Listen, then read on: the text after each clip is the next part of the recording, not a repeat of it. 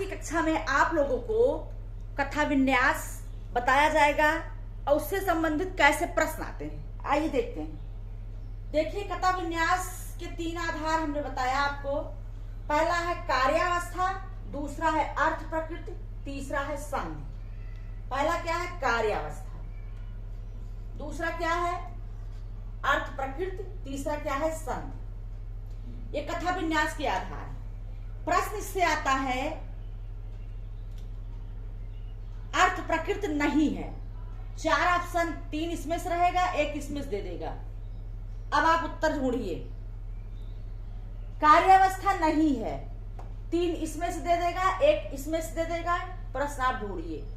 तो ये आपको 5 अर्थ प्रकृति रटी होनी चाहिए, 5 कार्यावस्था रटा होना चाहिए, 5 संधियां रटी होनी चाहिए। आप इसमें से एक प्रश्न कर ले जाएंगे। आइए देखते हैं अर्थ प्रकृति। अर्थ प्रकृतियां कितनी होती हैं? 5 होती हैं। पहला है बीज, बिंदु, पताका, प्रकृति, कार्य। पहला है बीज, दूसरा है बिंदु, तीसरा है पताका, चौथा है प्रकृति, 5वां है कार्य। अब आप इसे रटिए। बीज, बिंदु, पताका, प्रकृति और कार्य, ये आपकी 5 अर्थ प्रकृति है।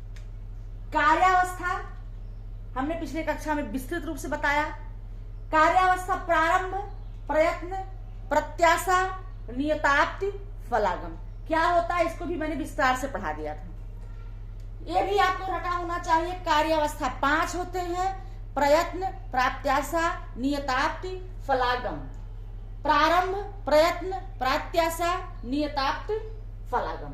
प्रारंभ, प्रयत्न, प्रत्याशा, नियताप्ति, फलागम। अब आते हैं संधियां। संधियां 5 ही होती हैं।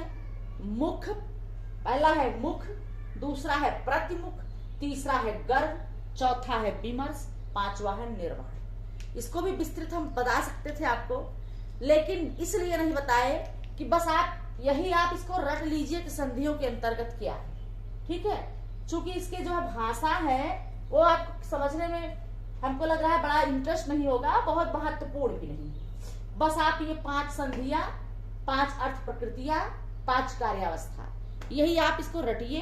ये कथा विन्यास के आधार हैं। कार्यावस्था, अर्थ प्रकृति और संधि। 5 संधियां: मुख, प्रतिमुख, गर्भ, विमर्श और निर्वहन।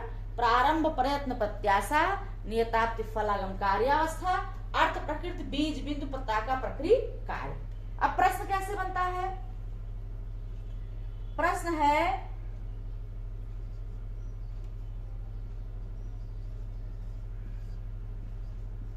संधियां नहीं है या संधि नहीं है।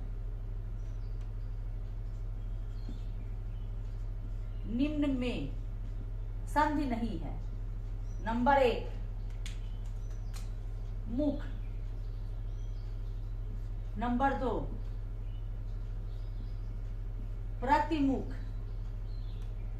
नंबर 3 प्रारंभ, नंबर 4 गर्भ।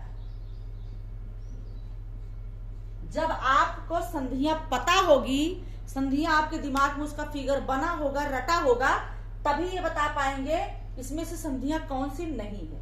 तो मुख, प्रतिमुख, गर्भ आप जानते ही हैं, ये संधि है। प्रारंभ जो है संधि नहीं है, प्रारंभ कार्यावस्था है। तो ऐसे प्रश्न बनेंगे। ऐसे आपको 4 कार्यावस्था दे देगा कि कार्यावस्था नहीं है या कार्यावस्था है। ऐसे भी पूछ देगा प्रश्न कि कार्यावस्था है। ठीक है,